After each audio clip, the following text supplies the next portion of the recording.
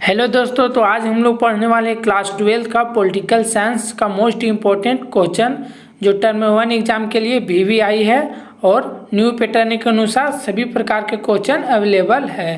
अगर आप इस चैनल पर नहीं होंगे तो चैनल को सब्सक्राइब कर दीजिएगा और बेल आइकन को प्रेस कर दीजिएगा और ज़्यादा से ज़्यादा इस वीडियो को शेयर कीजिएगा ताकि सभी दोस्तों के पास पॉलिटिकल साइंस का मोस्ट इम्पोर्टेंट क्वेश्चन पहुँच सके और उन लोग एग्ज़ाम में अच्छी प्रकार लिख सके। तो चलिए हम लोग क्वेश्चन को स्टार्ट करते हैं। फर्स्ट नंबर क्वेश्चन में पूछ रहा है क्यूबा संकट किस वर्ष उत्पन्न हुआ। फर्स्ट नंबर क्वेश्चन में क्यूबा संकट किस वर्ष उत्पन्न हुआ, तो इसका सही जवाब क्या हो जाएगा दोस्तों? तो इसका सही जवाब हो जाएगा 1962 ईस्वी में। इसका ऑप्शन नंबर सी इसका सही आंसर हो जाएगा। 1962 ईस्वी में क्यूबा संकट उत्पन्न हुआ था। अब नेक्स्ट क्वेश्चन हम लोग देख लेते हैं। Question number second number question में दिया हुआ है सोवियत संघ ने कौन सा सैन्य गुट बनाया। सोवियत संघ ने कौन सा सैन्य गुट बनाया था, तो इसका सही आंसर हो जाएगा क्वेश्चन नंबर सेकेंड का ऑप्शन नंबर डी इसका सही आंसर हो जाएगा वार्सा संधि। वार्सा संधि इसका सही आंसर हो जाएगा। अब नेक्स्ट क्वेश्चन देख लेते हैं। थर्ड नंबर G77 का आशय दुनिया के किन देशों से है। G77 का आशय दुनिया के किन देशों से है, तो इसका सही जवाब हो जाएगा क्वेश्चन नंबर थर्ड का विकासशील देश। ऑप्शन नंबर बी इसका सही आंसर हो जाएगा विकासशील देशों से है। अब नेक्स्ट क्वेश्चन देख लेते हैं हम लोग। 4 नंबर द्वितीय विश्व युद्ध के उपरांत 2 महाशक्तियां उभर कर सामने आई थी, तो कौन कौन महाशक्ति सामने आई थी उभर कर, तो इसका सही आंसर हो जाएगा सोवियत संघ और अमेरिका। इसका सही आंसर हो जाएगा संयुक्त राज्य अमेरिका और सोवियत संघ। ऑप्शन नंबर डी इसका सही आंसर हो जाएगा। नेक्स्ट क्वेश्चन देख लेते हैं। 5 नंबर निम्नलिखित में कौन नाटो का सदस्य नहीं है, तो ब्रिटेन, फ्रांस, जर्मनी तीनों का तीनों नाटो का सदस्य है और एक भारत है। ऑप्शन नंबर ये सो नाटो का सदस्य नहीं है, तो ऑप्शन नंबर ये इसका सही आंसर हो जाएगा। अब नेक्स्ट क्वेश्चन देख लेते हैं। 6 नंबर संयुक्त राज्य अमेरिका में कुल कितने राज्य है। संयुक्त राज्य अमेरिका में कितने राज्य है, तो इसका सही जवाब हो जाएगा ऑप्शन नंबर बी 50। संयुक्त राज्य अमेरिका में 50 राज्य है। ऑप्शन नंबर बी इसका सही आंसर हो जाएगा। अब नेक्स्ट क्वेश्चन देख लेते हैं। 7 नंबर कुवैत को किस राज्य के अवैध चंगुल से मुक्त कराया गया, तो इसका सही आंसर हो जाएगा क्वेश्चन नंबर 7 का इराक। ऑप्शन नंबर ये इसका सही आंसर हो जाएगा। नेक्स्ट क्वेश्चन अब हम लोग देख लेते हैं। क्वेश्चन नंबर 8 नंबर क्वेश्चन में पूछ रहा है प्रत्यक्ष प्रजातंत्र किस देश में है। 8 नंबर क्वेश्चन में पूछ रहा है प्रत्यक्ष प्रजातंत्र किस देश में है, तो इसका सही आंसर हो जाएगा स्विट्जरलैंड। ऑप्शन नंबर सी इसका सही आंसर हो जाएगा स्विट्जरलैंड। अब नेक्स्ट क्वेश्चन देख लेते हैं। 9 नंबर निम्नलिखित में से किस देश ने खुले द्वार की नीति अपनाई, तो कौन सा देश द्वारा खुले द्वार की नीति अपनाई गई, तो इसका सही आंसर हो जाएगा चीन द्वारा। ऑप्शन नंबर डी इसका सही आंसर हो जाएगा। अब नेक्स्ट क्वेश्चन देख लेते हैं। 10 नंबर क्वेश्चन में पूछ रहा है दक्षिण एशिया में सबसे बड़ा देश कौन है। दक्षिण एशिया में सबसे बड़ा देश कौन है, तो इसका सही जवाब हो जाएगा भारत। दक्षिण एशिया में सबसे बड़ा देश इंडिया है। तो नेक्स्ट क्वेश्चन अब हम लोग देख लेते हैं। क्वेश्चन नंबर 11 नंबर क्वेश्चन में पूछ रहा है निम्नलिखित में से सार्क का सदस्य नहीं है, तो निम्नलिखित में से कौन सा सार्क का सदस्य नहीं है, तो इसका सही जवाब हो जाएगा इंडोनेशिया। ऑप्शन नंबर डी इसका सही आंसर हो जाएगा। ये तीनों का तीनों भारत, पाकिस्तान, श्रीलंका सार्क का सदस्य है, लेकिन इंडोनेशिया सार्क का सदस्य नहीं है, तो इसका सही जवाब हो जाएगा ऑप्शन नंबर डी। अब नेक्स्ट क्वेश्चन देख लेते हैं। 12 नंबर अंतर्राष्ट्रीय मुद्रा कोष का मुख्यालय कहाँ है। अंतर्राष्ट्रीय मुद्रा कोष का मुख्यालय कहाँ है, तो इसका सही जवाब हो जाएगा क्वेश्चन नंबर 12 का ऑप्शन नंबर डी दक्षिण कोरिया। दक्षिण कोरिया इसका सही आंसर हो जाएगा। अब नेक्स्ट क्वेश्चन देख लेते हैं 13 नंबर में है विश्व मानवाधिकार दिवस कब मनाया जाता है। विश्व मानवाधिकार दिवस कब मनाया जाता है, आप लोग को पता होगा कि विश्व मानवाधिकार दिवस 10 दिसंबर को मनाया जाता है। ऑप्शन नंबर डी इसका सही आंसर हो जाएगा। आप लोग को जितना भी क्वेश्चन बताया जा रहा है एग्जाम के लिए इम्पोर्टेंट है, आप लोग ध्यान से नोट्स करते जाइएगा और इसका पीडीएफ भी टेलीग्राम ग्रुप में मिल जाएगा आप लोग को।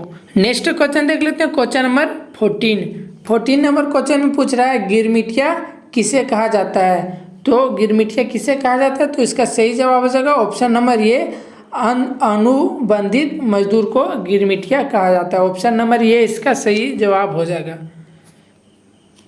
नेक्स्ट क्वेश्चन देख लेते हैं 15 नंबर, किसने कहा कि साम्राज्यवाद पूंजीवाद का अंतिम चरण है। तो इसका सही जवाब हो जाएगा क्वेश्चन नंबर 15 का option number B I Lenin ने कहा कि साम्राज्यवाद पूंजीवाद का अंतिम चरण है। ऑप्शन नंबर बी इसका सही आंसर हो जाएगा।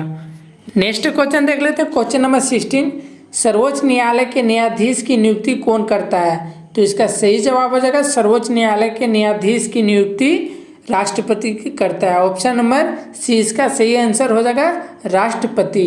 नेक्स्ट क्वेश्चन देख लेते हैं, क्वेश्चन नंबर 17 नंबर क्वेश्चन में पूछ रहा है संविधान द्वारा किस भाषा को राष्ट्रभाषा का दर्जा दिया गया है। तो इसका सही जवाब हो जाएगा हिंदी भाषा, हिंदी मातृभाषा। ऑप्शन नंबर सी इसका सही आंसर हो जाएगा क्वेश्चन नंबर 17 का। अब नेक्स्ट क्वेश्चन देख लेते हैं, क्वेश्चन नंबर 18, भारत के प्रथम गैर कांग्रेसी प्रधानमंत्री कौन थे। भारत के प्रथम गैर कांग्रेसी प्रधानमंत्री कौन थे। तो इसका सही जवाब हो जाएगा option number B, Morarji Desai. Option number B इसका सही आंसर हो जाएगा। अब नेक्स्ट क्वेश्चन देख लेते हैं, क्वेश्चन नंबर 19, भारत में द्वितीय आम चुनाव कब हुआ। भारत में द्वितीय आम चुनाव कब हुआ। तो इसका सही जवाब हो जाएगा ऑप्शन नंबर सी, 1957 में द्वितीय आम चुनाव हुआ था। तो इसका ऑप्शन नंबर सी इसका सही जवाब हो जाएगा। अब नेक्स्ट क्वेश्चन देख लेते हैं, क्वेश्चन नंबर 20, भारत में प्रथम पंचवर्षीय योजना की शुरुआत कब हुई। भारत में प्रथम पंचवर्षीय योजना की शुरुआत कब हुई। तो इसका सही जवाब हो जाएगा क्वेश्चन नंबर 20 का ऑप्शन नंबर बी, 1951 ईस्वी में प्रथम पंचवर्षीय योजना की शुरुआत हुई। नेक्स्ट क्वेश्चन देख लेते हैं अब क्वेश्चन नंबर 21, तीसरी पंचवर्षीय योजना की अवधि क्या थी। तीसरी पंचवर्षीय योजना की अवधि क्या थी। तो इसका सही जवाब हो जाएगा, आप लोग को पता है कि 1961 से लेकर 1966 तक तीसरी पंचवर्षीय योजना की अवधि थी। नेक्स्ट क्वेश्चन देख लेते हैं, भारत में राष्ट्रपति पद के उम्मीदवार की न्यूनतम आयु क्या है। तो इसका सही जवाब हो जाएगा 35 वर्ष। अब नेक्स्ट क्वेश्चन देख लेते हैं, क्वेश्चन नंबर 23, इंदिरा गांधी की हत्या किस वर्ष हुई। इंदिरा गांधी की हत्या किस वर्ष हुई थी। तो 1984 ईस्वी में इंदिरा गांधी की हत्या हुई थी। अब नेक्स्ट क्वेश्चन देख लेते हैं, क्वेश्चन नंबर 24, नवनिर्माण आंदोलन किस राज्य में विफल हुआ। तो इसका सही जवाब हो जाएगा गुजरात। नवनिर्माण आंदोलन गुजरात राज्य में विफल हुआ था। अब नेक्स्ट क्वेश्चन देख लेते हैं 25, जनता दल यूनाइटेड किस राज्य की पार्टी है। तो इसका सही जवाब हो जाएगा बिहार राज्य के, यानी बिहार राज्य इसका सही आंसर हो जाएगा। अब नेक्स्ट क्वेश्चन देख लेते हैं, क्वेश्चन नंबर 26, युद्ध के अलावे मानव सुरक्षा से संबंधित किन्हीं 2 खतरों को बताएं। तो युद्ध के अलावे मानव सुरक्षा से संबंधित 2 खतरा के नाम निम्न है। पहला आतंकवाद और दूसरा है महामारी, जैसे प्लेग, कोरोना इत्यादि। यानी कि युद्ध के अलावे मानव सुरक्षा से संबंधित एक आतंकवाद और महामारी 2 खतरा है। अब नेक्स्ट क्वेश्चन देख लेते हैं 27, भारत में किस वर्ष और किस राज्य में ताड़ी विरोधी आंदोलन शुरू हुआ था। तो इसका सही जवाब हो जाएगा भारत के आंध्र प्रदेश राज्य के नेल्लोर जिले में वर्ष 1992 में ताड़ी विरोधी आंदोलन आरंभ हुआ था। तो इसका आसानी से आंसर हम लोग जान लिए। अब नेक्स्ट क्वेश्चन देख लेते हैं, क्वेश्चन नंबर 28। गुट निरपेक्ष आंदोलन का पहला सम्मेलन किस वर्ष तथा कहाँ संपन्न हुआ था? तो इसका सही जवाब हो जाएगा गुट निरपेक्ष आंदोलन का पहला सम्मेलन 1961 में यूगोस्लाविया की राजधानी बेलग्रेड में हुआ था। कहाँ हुआ था? यूगोस्लाविया की राजधानी बेलग्रेड में हुआ था। अब नेक्स्ट क्वेश्चन देख लेते हैं, क्वेश्चन नंबर 29। आसियान का गठन कब हुआ था? इसकी प्राथमिक सदस्यता संख्या क्या है? तो इसका सही आंसर हो जाएगा आसियान का गठन 8 अगस्त 1947 में हुआ। इनकी प्राथमिक सदस्य संख्या 5 थी। हम लोग आसानी से क्वेश्चन नंबर 29 का भी आंसर जान लिए। इसी प्रकार सरल भाषा में हम लोग आगे अब देखते हैं क्वेश्चन नंबर 30। मार्शल योजना के क्या उद्देश्य थे? मार्शल योजना का उद्देश्य यूरोपीय देशों को आर्थिक रूप से मजबूत बनाना था ताकि उनकी अर्थव्यवस्था युद्ध पूर्व स्थिति में आ सके। मार्शल योजना का उद्देश्य क्या था? तो यह यूरोपीय देशों को आर्थिक रूप से मजबूत बनाना था। इस प्रकार क्वेश्चन नंबर 30 का आंसर हम लोग जान लिए। अब नेक्स्ट क्वेश्चन देख लेते हैं, क्वेश्चन नंबर 31। संयुक्त राष्ट्र के मुख्य उद्देश्य क्या है? तो क्वेश्चन नंबर 31 से लेकर 33 तक 2.5 मार्क्स का क्वेश्चन है, जो आप लोग को एग्जाम में केवल 2 क्वेश्चन का ही आंसर लिखना है। तो इसका आंसर जान लेते हैं। संयुक्त राष्ट्र संघ के मुख्य उद्देश्य निम्नलिखित है। पहला हो गया अंतर्राष्ट्रीय शांति एवं सुरक्षा की स्थापना। सेकेंड हो गया विभिन्न राष्ट्रों के मध्य संबंध एवं सहयोग की वृद्धि करना। अब नेक्स्ट देख लेते हैं, तीसरा नंबर शांतिपूर्ण उपायों से अंतर्राष्ट्रीय विवादों को सुलझाना। और 4 नंबर में विश्व की आर्थिक, सामाजिक और सांस्कृतिक आदि मानवीय समस्याओं के समाधान हेतु राष्ट्रीय अंतर्राष्ट्रीय सहयोग प्राप्त करना। और 5 नंबर हो गया इन सामान्य उद्देश्यों की पूर्ति में लगे विभिन्न राष्ट्रों के कार्य में समन्वयकारी केंद्र के रूप में कार्य करना। तो इस प्रकार क्वेश्चन नंबर 31 का क्वेश्चन का आंसर हम लोग आसानी से जान लिए। नेक्स्ट क्वेश्चन देख लेते हैं 32। यूरोपियन संघ की उपलब्धियों का वर्णन करें। तो इसका आंसर हो जाएगा यूरोपीय संघ की निम्नलिखित उपलब्धियां हैं। यूरोपीय संघ के संस्थापक सदस्य देशों ने सीमा कर की समाप्त कर मुक्त व्यापार को प्रशस्त किया। अब नेक्स्ट है इसका सन 1961 तक यूरोपीय संघ का सफल संगठन बन गया। और तीसरा नंबर में है 2005 में यह विश्व की सबसे बड़ी अर्थव्यवस्था थी तथा इसका सफल घरेलू उत्पाद 12,000 लाख अरब से डॉलर से ज़्यादा था, जो अमेरिका से भी थोड़ा अधिक था। और इसका 4 नंबर हो गया विश्व व्यापार में यूरो की हिस्सेदारी अमेरिका डॉलर से 3 गुनी अधिक थी। तो इस प्रकार क्वेश्चन नंबर 32 का आंसर हम लोग आसानी से जान लिए। नेक्स्ट क्वेश्चन देख लेते हैं, क्वेश्चन नंबर 33। जन आंदोलन पर संक्षिप्त टिप्पणी लिखे। जन आंदोलन वे आंदोलन होते हैं जो प्रायः समाज के संदर्भ या श्रेणी की क्षेत्रीय अथवा स्थानीय हितों, मांगों और समस्याओं से प्रेरित होकर प्रायः लोकतांत्रिक तरीके से चलाए जाते हैं। उदाहरण के लिए हम लोग जान लेते हैं, उदाहरण के लिए 1973 में चलाया गया चिपको आंदोलन, भारतीय किसान यूनियन द्वारा चलाया गया आंदोलन, दलित पैंथर्स आंदोलन, आंध्र प्रदेश ताड़ी विरोधी आंदोलन, समय समय पर चलाए छात्र आंदोलन, नारी मुक्ति और सशक्तिकरण समर्पित आंदोलन, नर्मदा बचाओ आंदोलन आदि जन आंदोलन के उदाहरण है। तो इस प्रकार क्वेश्चन नंबर 33 का भी आंसर हम लोग आसानी से जान लिए अपने भाषा में।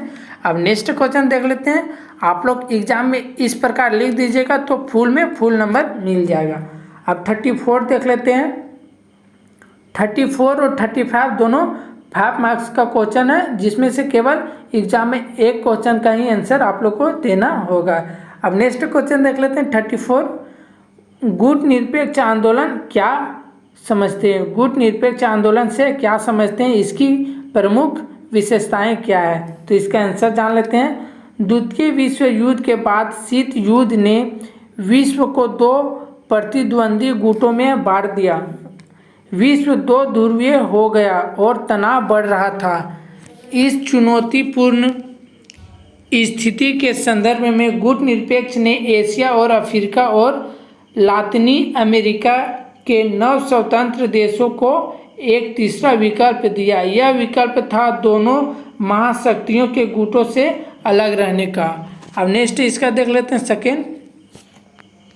गुट निरपेक्ष आंदोलन के 5 नेता संस्थापक सदस्य थे। यूगोस्लाविया के जोसेफ ब्रॉज टिटो और भारत के जवाहरलाल नेहरू और मिस्र के गमाल अब्दुल नासिर और इंडोनेशिया के सुकर्नो और घाना के वामे एन क्रुमा। इसका तीसरा देख लेते हैं। पहला गुट निरपेक्ष सम्मेलन सन 1961 ईस्वी में यूगोस्लाविया की राजधानी बेलग्रेड में हुआ। यह सम्मेलन कम से कम 3 बातों की परिणति थी। पहला, इन 5 देशों के बीच सहयोग, शीत युद्ध का प्रसार और इसके बढ़ते हुए दायरे और अंतर्राष्ट्रीय फलक पर बहुत से नव स्वतंत्र अफ्रीकी देशों का नाटकीय उदय। 4 नंबर देख लेते हैं। पहले गुट निरपेक्ष सम्मेलन में 25 सदस्य देश शामिल हुए। समय गुजरने के साथ गुट निरपेक्ष आंदोलन के सदस्यों की संख्या बढ़ती गई। सन 2006 ईस्वी में हवाना में हुए 14वें सम्मेलन में 116 सदस्य देश और 15 पर्यवेक्षक देश शामिल हुए। जैसे जैसे गुट निरपेक्ष आंदोलन एक लोकप्रिय राष्ट्रीय आंदोलन के रूप में बढ़ता गया, वैसे वैसे इसमें विभिन्न राजनीतिक प्रणाली और अलग अलग हितों के देश शामिल होते गए। इसके गुट निरपेक्ष आंदोलन के मूल स्वरूप में बदलाव आया। 5वां इसका देख लेते हैं। गुट निरपेक्ष आंदोलन वस्तुतः महाशक्तियों के गुटों में शामिल न होने का आंदोलन है। महाशक्तियों के गुटों से अलग रहने की इस नीति का मतलब यह नहीं है कि इस आंदोलन से जुड़े देश अपने को अंतर्राष्ट्रीय मामलों से अलग थलग रखते हैं या तटस्थ का पालन करते हैं। इसके विपरीत गुट निरपेक्ष देशों ने, जिसमें भारत भी शामिल है, शांति और स्थिरता बनाए रखने के लिए प्रतिद्वंदी गुटों की मध्यस्थता में सक्रिय भूमिका निभाई। गुट निरपेक्ष देशों की ताकत उनकी आपसी एकता है। 6 नंबर देख लेते हैं। गुट निरपेक्ष का अर्थ तटस्थता का धर्म निभाना भी नहीं है। तटस्थता का अर्थ होता है मुख्यतः युद्ध में शामिल न होने की नीति का पालन करना। दरअसल कई कारणों से गुट निरपेक्ष देश, जिसमें भारत भी शामिल है, युद्ध में शामिल हुए हैं। इन देशों ने दूसरे देशों के बीच युद्ध को होने से टालने के लिए काम किया और हो रहे युद्ध के अंत के लिए प्रयास किए हैं। तो इस प्रकार क्वेश्चन नंबर 34 का आंसर हम लोग जान लिए। नेक्स्ट क्वेश्चन देख लेते हैं 35 और इस वीडियो का लास्ट क्वेश्चन। भारत चीन संबंध पर एक संक्षिप्त टिप्पणी लिखें। ये VBI क्वेश्चन, आप लोग इसको नोट कर लीजिएगा। भारत चीन संबंध पर एक संक्षिप्त टिप्पणी लिखें। तो इसका आंसर हो जाएगा, यद्यपि 1962 के युद्ध के कारण भारत और चीन में 1976 तक कूटनीतिक संबंध नहीं रहे, परंतु 1970 के दशक में उत्तरार्ध में चीन में राजनीतिक नेतृत्व में परिवर्तन के पश्चात दोनों देशों के संबंधों में सुधार हुआ है, जो निम्नलिखित है। अब इसके बारे में एक एक करके हम लोग जान लेते हैं। फर्स्ट नंबर में दिया हुआ है 1981 में सीमा विवादों को हल करने के लिए वार्ताओं का तरीका अपनाया गया। 1981 में सीमा विवादों को हल करने के लिए बातचीत का तरीका अपनाया गया। और सेकेंड में दिसंबर 1988 में राजीव गांधी ने चीन की यात्रा की और आपसी संबंधों को सुधारने का प्रयास किया। 1988 में राजीव गांधी ने चीन की यात्रा की और आपसी संबंधों को सुधारने का प्रयास किया। इसका तीसरा नंबर देख लेते हैं। दोनों देशों ने सांस्कृतिक आदान प्रदान, विज्ञान और तकनीकी क्षेत्र में परस्पर सहयोग और व्यापार के लिए सीमा पर 4 पोस्ट खोलने के लिए समझौते किए हैं। इस प्रकार अब दोनों देशों में व्यापार 30% वार्षिक दर से बढ़ रहा है। 1999 में 33 करोड़ 80 लाख डॉलर का द्विपक्षीय व्यापार हुआ था, जो 2006 में 18 अरब डॉलर हो गया। इसके अतिरिक्त दोनों देशों ने विदेशों में ऊर्जा सौदा प्राप्त करने के प्रश्नों, वैश्विक धरातल पर विश्व व्यापार संगठन के प्रश्नों पर समान नीति अपनाई है। आर्थिक सहयोग के प्रयत्नों के बावजूद चीन दक्षिण एशिया में अपनी सैन्य गतिविधियों से भारत को आशंकित करता है। अरुणाचल प्रदेश में दलाई लामा की यात्रा का चीन द्वारा विरोध, सीमावर्ती सड़कों के निर्माण में बाधा डालना, पाक अधिकृत कश्मीर में पाकिस्तान के साथ परियोजनाओं में चीन की भागीदारी, भारत द्वारा समुद्री क्षेत्रों में तेल की खोज का विरोध, महाशक्ति बनने की लालसा से अपनी सैन्य शक्ति का प्रदर्शन, अजहर मसूद को आतंकवादी सूची में डालने पर संयुक्त राष्ट्र में विरोधी आदि घटनाएं भारत चीन संबंध के लिए अच्छे संकेत नहीं है। आशा है भारत में दोनों देशों के संबंध और मजबूत होंगे। तो इस प्रकार क्वेश्चन नंबर 35 का क्वेश्चन आसानी से हम लोग जान लिए। क्वेश्चन नंबर 1 से लेकर 35 तक का क्वेश्चन अपने शब्दों में हम लोग जान लिए। इसी प्रकार सभी सब्जेक्ट का वीडियो अपलोड कर दिया जाएगा और आप लोग प्ले लिस्ट में जाकर देख सकते हैं और सभी वीडियो का PDF टेलीग्राम ग्रुप में मिल जाएगा। डिस्क्रिप्शन में इसका लिंक दे दिया जाएगा। तो आप लोग अगर इस चैनल पर नए होंगे तो चैनल को सब्सक्राइब कर दीजिएगा ताकि सबसे पहले वीडियो आपके पास पहुँचे। तो अब इसी के साथ मिलते हैं अब नेक्स्ट क्लास में नेक्स्ट वीडियो के साथ। जय हिंद।